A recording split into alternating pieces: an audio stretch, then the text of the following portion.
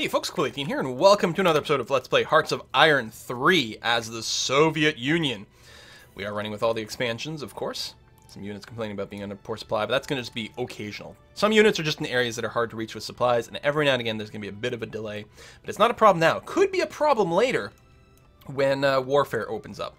And we probably will want to build some infrastructure to help. Mostly on this front, there's going to be a lot more units burning a lot more supplies, especially when the Germans attack, which is likely going to happen. The AI, I think, usually initiates Operation Barbarossa. If not, well, we can always start things ourselves. Almost done all of our basic single agent engine aircraft upgrades, which is nice. And we can deploy our first units. That one ship that we left in the queue, that one, I don't know, wolf pack of submarines is ready to go. So to deploy it, you've got a few different ways of doing it.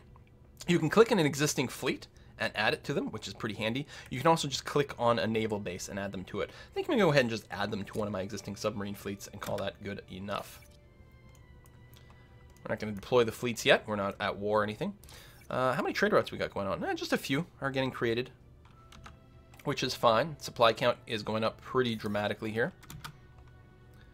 And yeah, we are no longer producing any supplies. So our automated system, I think they're like, well, we're just going to import a bunch. And yeah, we're not trading that many. That's good, though. Focused on production. It makes me really happy. Maybe the AI likes to keep you above 50,000 and stops producing them, which is perfectly fair. So now we're actually producing things a little bit faster. I suppose I could have locked it down to nothing to encourage getting the industrial capacity built first. All right, some more technologies are finishing. We're going to get a lot of these pop-ups quite quickly right now, just because we are running on speed 5. I'm going to keep education in here. Yes, it's 2 years ahead of time, although really only a year and a half ahead. It gives us more technology, like speed. So I'm actually going to go and put it to the top of the queue. Yes, it's inefficient, but I want to start working on it. Ooh, 38. No, you know, okay, I'll put it down at the bottom, but I'm going to leave it in the queue. We're going to start researching it soon. I will go ahead and cancel the supply ones, because they're not quite as critical to rush out. Okay, so now the two things that are ahead of time and in the queue are things that are actually there to help future research, and I'm okay with that sort of investment.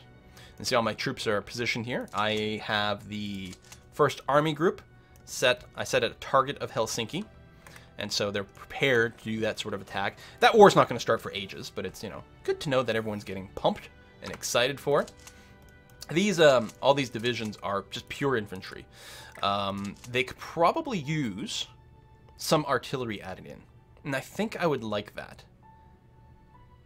So we're going to go to the production queue. I'm going to go to a brigade attachment, and I'm actually just going to queue up, ideally, okay, what do I want? Basic aircraft guns, all right. So let's say we're going to attack here. How do I best want to look at this? This way. Leningrad HQ. Army group, 4th Army. I think what I would like to attack with down here is like 3 full corps.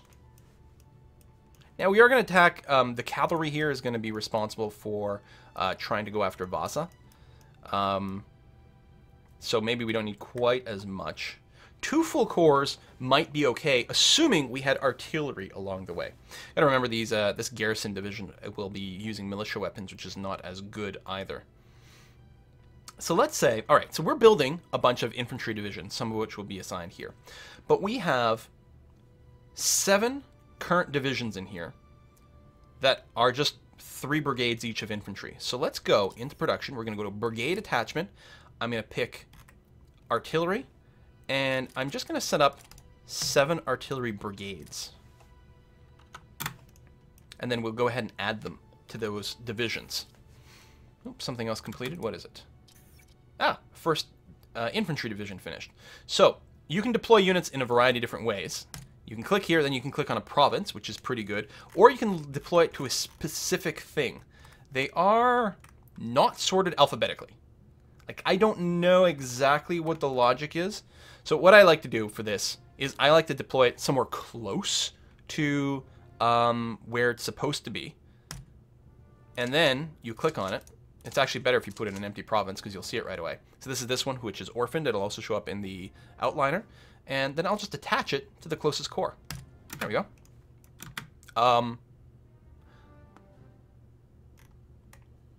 That's interesting. The core for my Leningrad one is over here. That's surprised didn't move to a saner position. Let me go and disable the AI on the Leningrad HQ. Core should just be over here. There.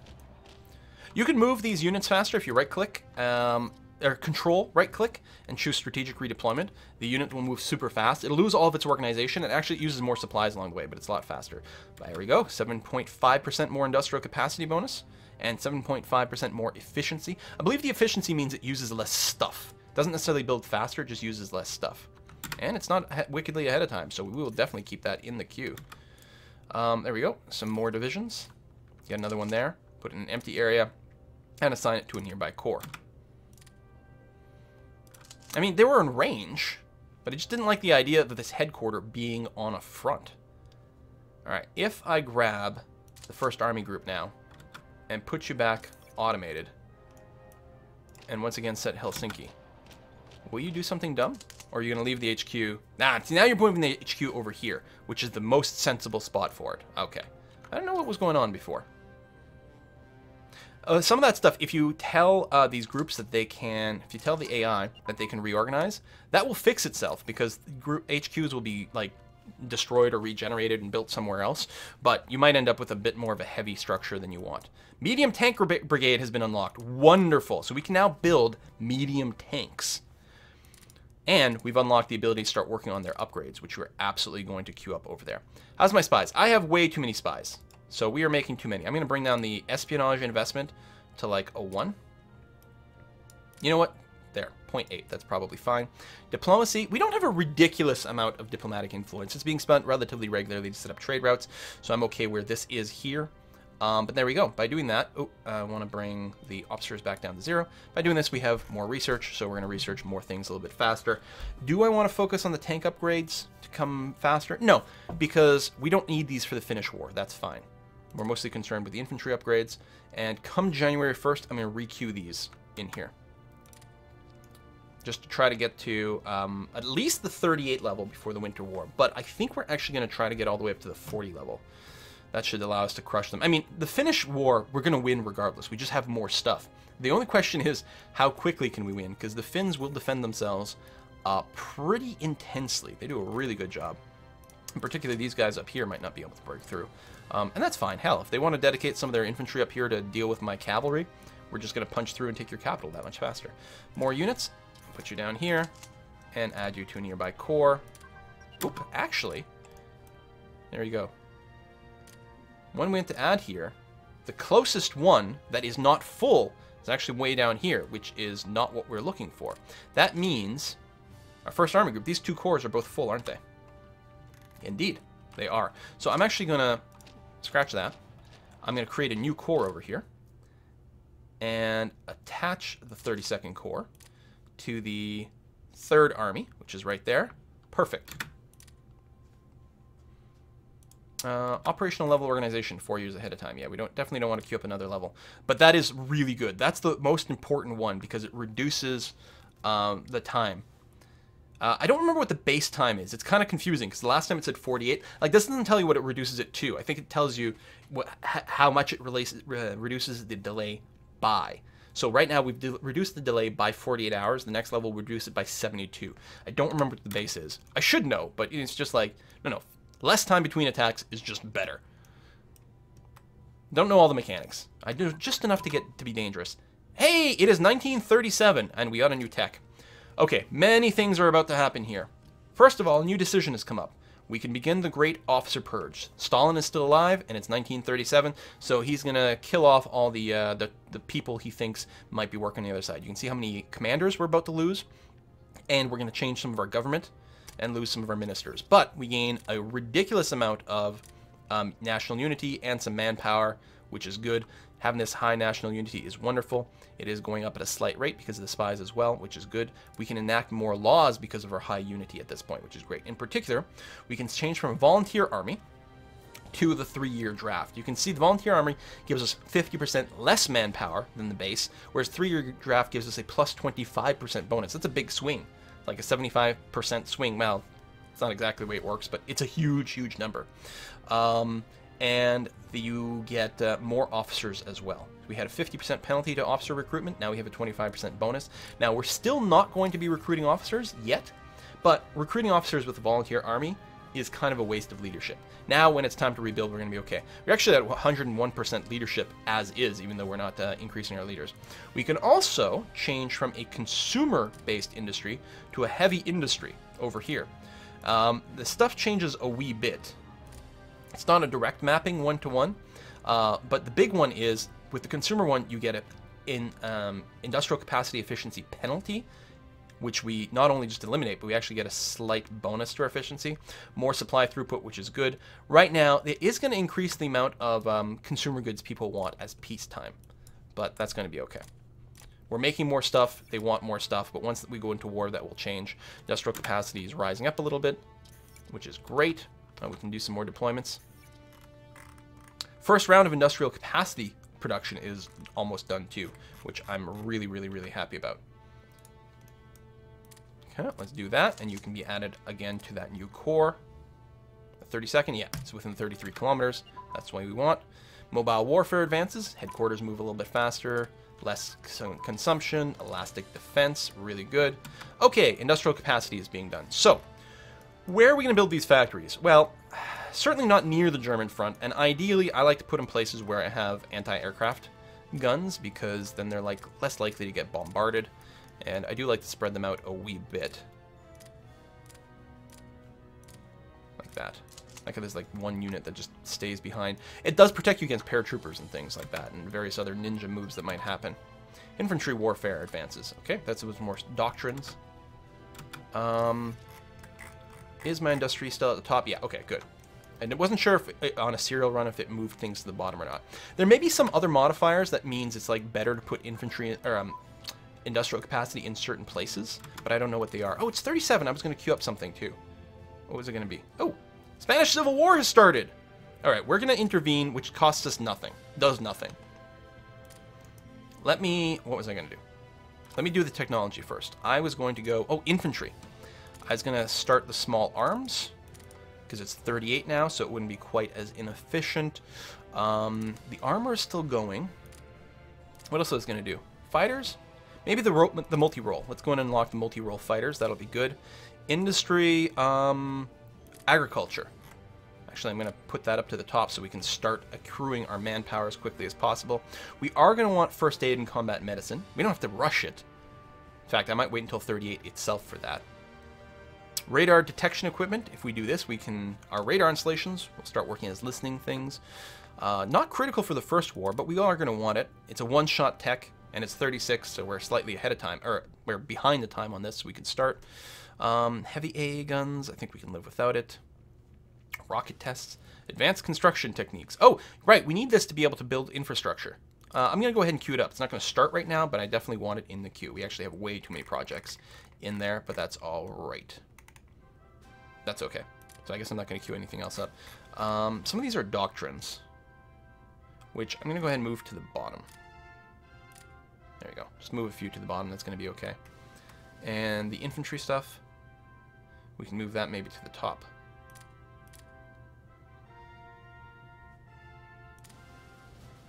It's slightly ahead of time, but I think that's going to be okay.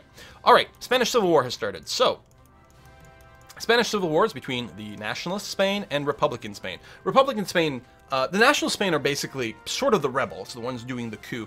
They're also the fascists. On the plus side for them is they're very, very, very organized and singular-minded. Republican Spain is basically made up of everyone else. You've got anarchists fighting alongside communists, fighting alongside, whatever, which is part of the reason that they didn't quite work out super well. Also, the fascists mostly had the army, so that didn't help. Usually in Hearts of Iron 3, Nationalist Spain wins, just like it did in our real history. Sometimes the Republicans win. As the Soviets, I'm not totally concerned one way or another. The Axis really, really wants the Nationalists to win, and the Allies really would prefer Republicans to win. If Republicans win, we might be able to convince them to join the Common Term. And that's one of the reasons I send some support to them. One of the things I like about Hearts of Iron 4 is that at this point we can actually send some volunteer units and things to help fight on that behalf, and ship them some actual tanks and planes and things, which is very cool. We're really limited in what we can do in Hearts of Iron 3 other than saying yes to that decision, which again, basically costs us nothing and does nothing. I don't know, it might give some sort of modifier to Spain itself, like they might get some free units because I said yes here, but I don't know where they come from. More industrial capacity, okay. Way back over here. Good. I think that was the last of the close-up ones. There we go. All right. Let things go. We should hit some more tech soon. That should keep happening. How's the production over here? Mostly consumer goods. You can see we need quite a bit. And we did have some descent to burn off, which is now burning away. And then that should get set to the proper level again. I don't think we're actually losing production. I might be wrong, but I don't think so. It mostly does the right thing. See what happens today. Yeah, see, it brought it down to where it was supposed to do, which is good. So it overkills it when we have descent and then brings it right back down. Blam. And most of what we've got left is going into straight production. Consumer good usage is very, very high right now, just because of our decisions. If we were to go to war, the amount of consumer goods required would drop pretty considerably. But, you know, we'll take what production we can. And right now, our production is going to building more industrial capacity, which makes me very happy. We actually might want to queue up more after this. I mean, there's something to be said about just having mass built them ahead of time. Then you don't get the discount, but then you get the industrial capacity faster. Yeah, I don't know. You know what? Let me go ahead and queue up, like, another 10. Screw it. It's fine.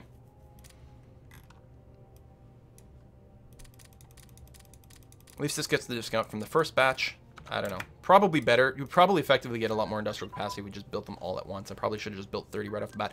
Plus 30 IC, or plus 10% IC and plus 10% efficiency. Those two are really good. And they're still not ahead of time. Mobile warfare equipment.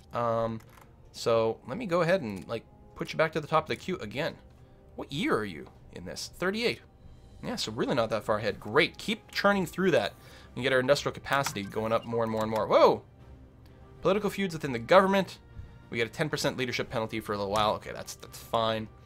We got some more doctrines going on here. Bonus morale. Good. Some supply whining. Where is it? Oh, it went away right away. You can click on it. I think it'll teleport you to the unit. Reinforcements still poor. But no, right now, keep producing new stuff. Especially the industrial capacity. It makes the most amount of sense. In particular, though, make sure we're working first on the ones that I already have production invested in. There we go. Oh, see? Yeah, there we go. I goofed with my my queuing. Oh, that's, well, whatever. You can finish that infantry first. That's fine. Cut.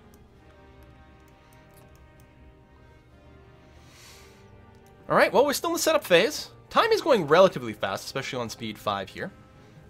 War, I mean, the World War officially kicks off in just a little 2 years, historically. Whether it'll kick off somewhat early or somewhat late this time, well, we'll have to see. Arctic warfare equipment finished, and that's just a one-shot deal, which is good. It also gives you more theory advancement towards something, which is helpful. Some more IC going on. Let's put you in there. What are we at now? 135. And we're capped on energy. Now, ideally, we'd want to sell more of that. Now, we should automatically be doing some, but we might want to...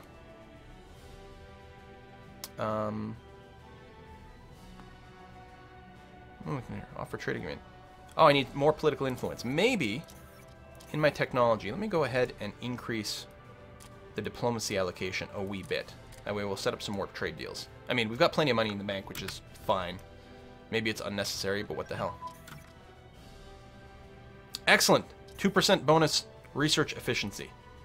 Now, I suspect now that's really far ahead of time. 3 years. We definitely don't want that to be in the queue. Did unlock some more stuff. Decryption machines, encryption machines. So decryption gives you the ability to more easily see troops behind enemy lines. And encryption makes it harder for people to do that against you. It's kind of handy. Also, we can have spies help out with that as well. I don't think I'm going to rush that. I've got plenty of stuff queued up. We can go ahead and hold off. That's going to be okay. Oh, that's it, right, the unit that I had queued up. So we're going to put you over here. Add you to the 32nd Corps. 32nd Corps has... Okay, it's got room for 2 more divisions. And that should be a pretty powerful fighting force, especially with some air support. I suspect this will be a short war. Oh, the Hindenburg disaster. It is random whether the Hindenburg crashes or not. Also, we'll get Amelia Earhart very soon.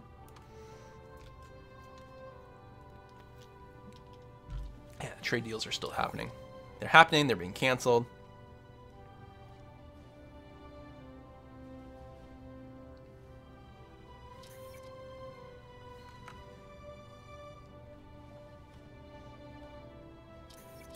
Look, yeah, we're trading quite a lot of energy away. We're still getting a bit of a surplus, but not a crazy amount. So that's okay. And as our industrial capacity keeps rising, we'll use more and more energy, but that's pretty typical. Especially the energy one, it's just going to be capped. Industrial capacity. Oh, I don't want near that front. I want it further back, please. Moscow is completely full. All right, let's put one over here. So what are we looking at now for production? 136. Each one adds 1, but plus the various modifiers, right? The technology is giving, you know, the 5%, 10% boost. Some of our other decisions are giving a little bit more of a boost too. Mechanized offensive enhances. More organization for our mech, motorized, and cavalry. That's pretty good. Medium tank advanced. Nice. So that is our armor. And it automatically requeues the next level as well, which is good. We're going to want those medium tanks brought fully up to speed before the war. Small arms is still being looked at. I think the white line is how far you are to being capped at like the full 12, as I believe what that does. Tibet might be aligning itself. You know what? I'm going to hide these. I thought I hid all of those. Because what will happen is Tibet will align itself, and then it will stop, and then it'll start, and then it'll stop, and then it'll start again, and then it'll stop. And it just drives me crazy. Alright. Every time I try to click on it... Oh, Amelia Earhart disappeared. Okay. No, damn it. Even when paused, it doesn't stick around too long. I'm just curious to see what that unit is. I guess I could pay attention to the name next time. More efficient laws. Oh, I forgot to replace my ministers. Oh, no. Because a couple of places don't have anything going on. All right. What can I enact? War economy. How come? So we have basic mobilization right now. We can go to war economy, giving us... So instead of a 25% industrial capacity penalty, we have a 25% boost. We make less money, but that's okay. We also get more resources, not that I care about that. I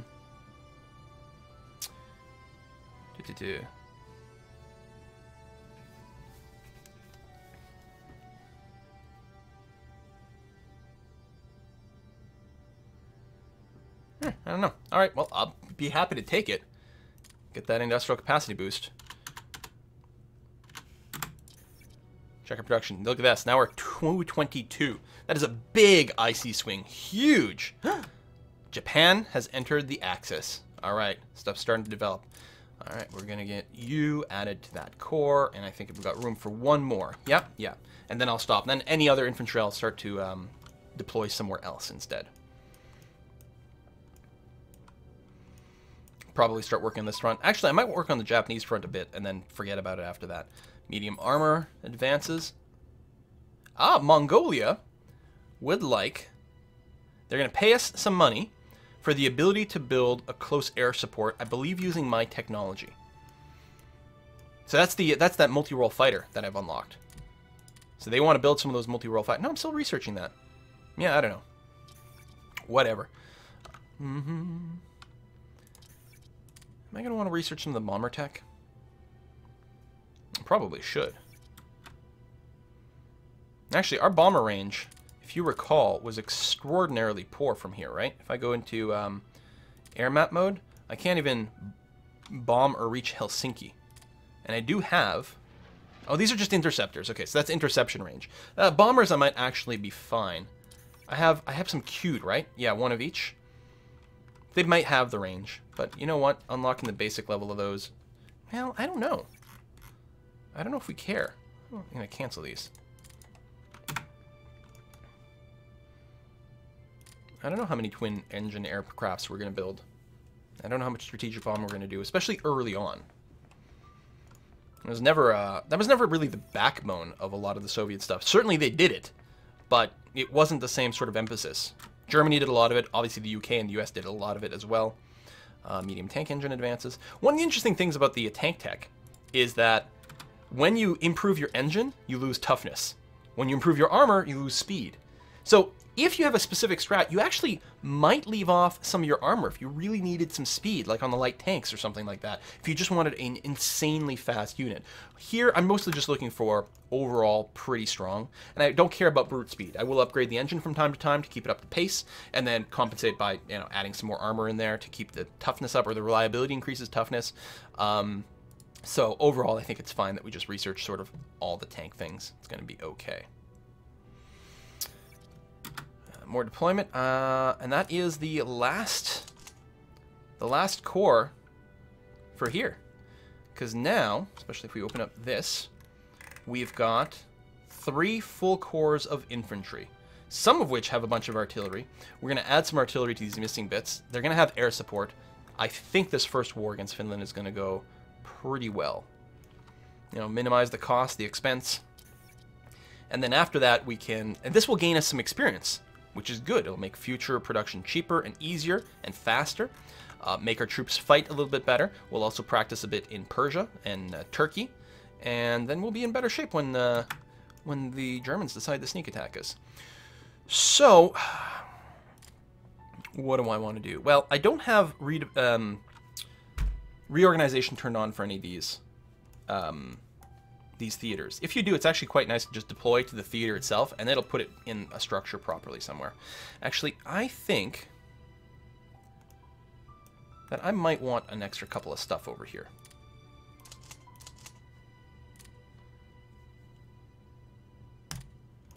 A decent brigade in here to just help counteract some of the Finnish stuff up here. Ooh, Japan annexed Shaanxi, or however you might say it. Full conquest. How does that change my fronts?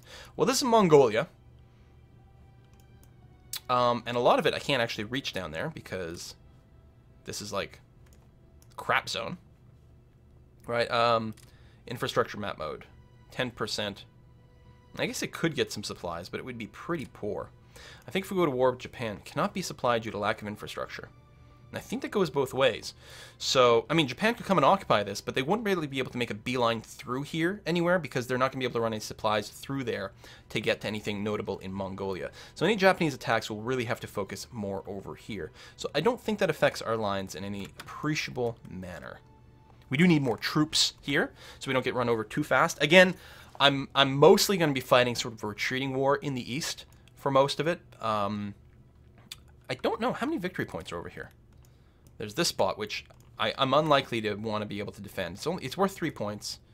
1, 10, quite a bit over here. But if I commit too many troops over here, I might just get run over in the west. Interestingly enough, like, my western front is classically the eastern front, right? When people would talk about the eastern front in World War II, they mean the border, like Germany's east, which is to say it hitting Russia, right? And the western front was, you know, dealing with France and the UK. But that's not the way I look at it as the Soviet Union, right? My east and west is a little bit different. Yeah, we'll probably just start increasing these guys and getting them to the point where all their cores... Oh, I guess these cores down here are already maxed out. I think I'm going to start a second core then. And attach you to the nearby army. There we go, and we'll get a core fully ditched out. We also have a bunch of industrial capacity. I'm so excited. I love IC. Here, there's a city over here, but it's not very well defended. It's far from any real action, but you never know what kind of crazy stuff could happen. There we go. Anti-aircraft guns. We'll focus mostly over here and there. Could increase the anti-aircraft stuff as well. All right, how much stuff do we get queued up now? Still 150 IC worth of production. So the artillery brigades are still not really being worked on, and we do have more IC coming out, which is good. Oh, 50% agriculture, manpower bonus. Let's go and remove you because you're 3 years ahead. What's my current IC? 223. It's definitely getting up there. I guess we're gonna have to put another cut in this video. We're still a little bit far from the first war breaking out. Could we declare a war? Are we at that point where I could declare? No, because my neutrality is too high. It's higher than their threat. I could raise their threat, but they're never going to be a threat. Oh, we have some extra spies. That's good. I think it's probably too late. Where's Finland in here? Finland. Your neutrality is down below 50%? Dude. We're just going to send our spies over here and disrupt your national unity. Probably don't need to steal your techs. We might want to steal techs from Germany. Now, they probably have a lot of counter-espionage. So it's probably that's functional to do that. It's also quite nice to do the military espionage so you can see where all their units are. But I don't think we need to worry about that. Okay. Let's deploy this guy over here in the east. Where the hell? Here I am. Which one are you? This guy right over here. and attach you to that core. Excellent. And we're going to wrap up this episode. I still want to increase my forces a little bit. Where's my Far East Theater? Far East Theater. What do you think about your forces? Should have no problem defending. No problem defending. Yeah, well, Japan doesn't have all their troops there, and you may not know them all. They're saying, oh, it would be nice to have a few tanks, and some mountain divisions as well, but other than that, we're okay. What we haven't checked also is diplomatically.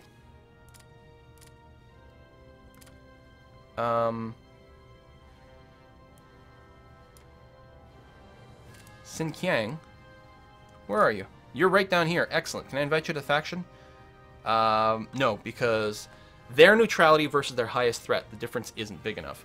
It's getting very close, though, and they're basically almost all the way here. They can hardly be more aligned here. They have to wait for someone to become a threat. When Germany starts annexing people and their threat goes up, actually, their highest threat is Japan right now, which makes sense because they're nearby. And Japan just annexed something, so their threat went up. Japan's threat will probably go up slightly higher relatively soon as well.